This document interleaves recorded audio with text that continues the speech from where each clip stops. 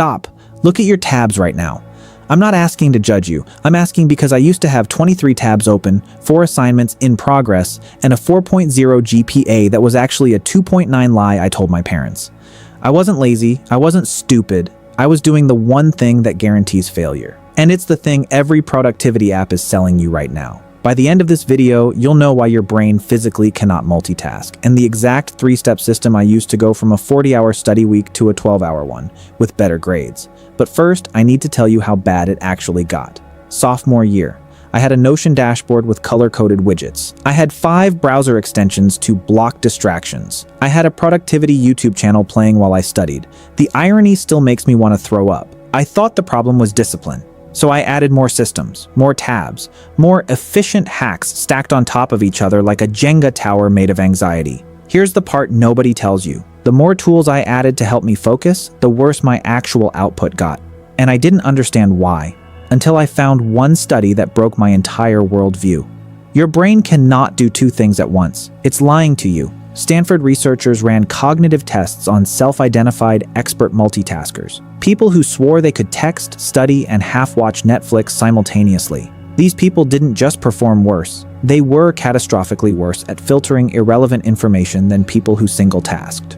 The multitaskers had trained their brains to be bad at focusing, permanently, measurably worse. That's not a productivity problem. That's a skill you're actively unlearning every single day you switch between 6 tabs. I read that study at 1 a.m. surrounded by 7 open assignments, and I felt sick.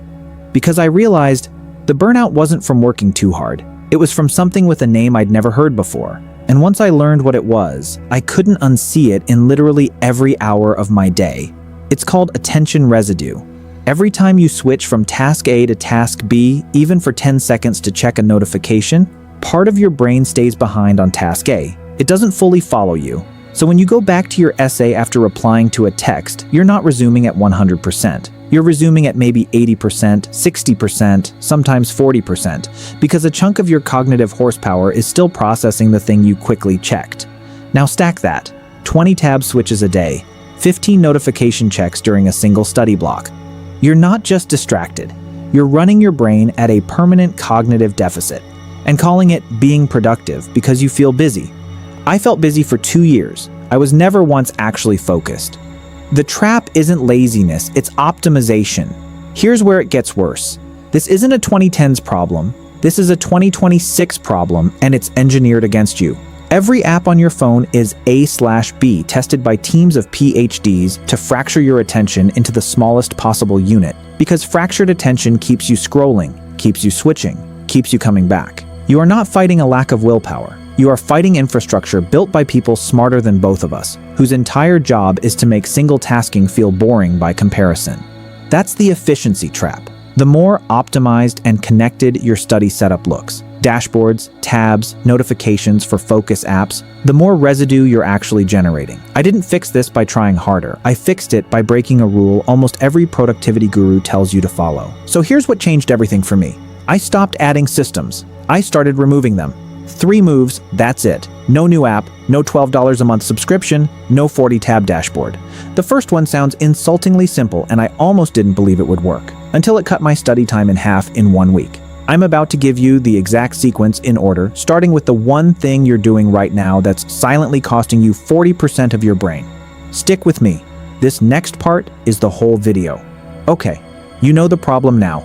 Attention residue, the efficiency trap, your brain being quietly sabotaged by every app you've been told will help you. Here's the actual system.